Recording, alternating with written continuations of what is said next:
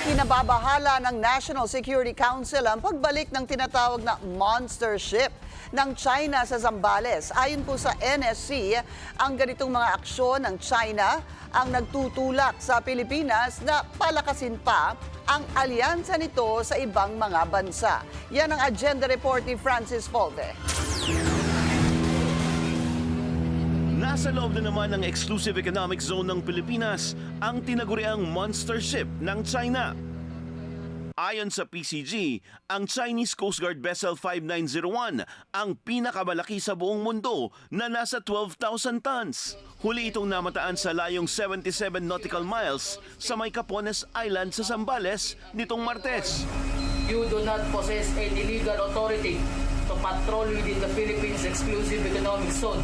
You are directed to depart immediately and notify us of your intentions. Over.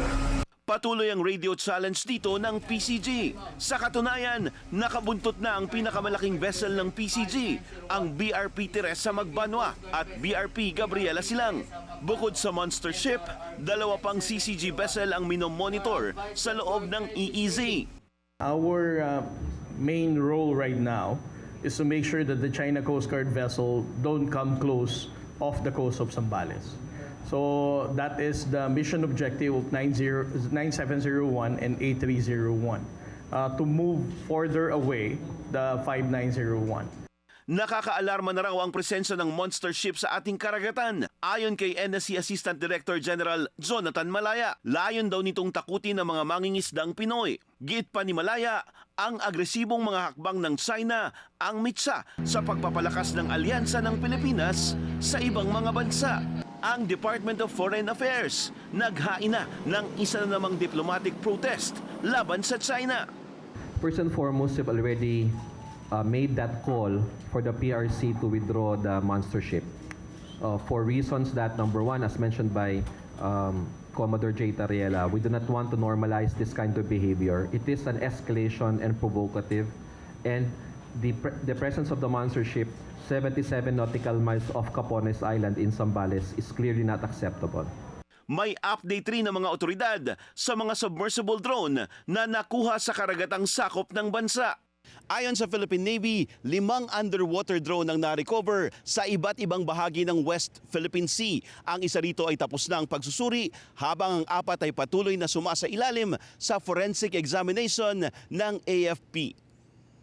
Nakuha raw ang mga ito sa Kalayaan Island, Pasukin, Masbate at Misamis. Pero hindi pa mailalabas ng Navy ang detalye ng forensic investigation hanggang hindi natatapos ang pagsusuri sa lahat ng drones.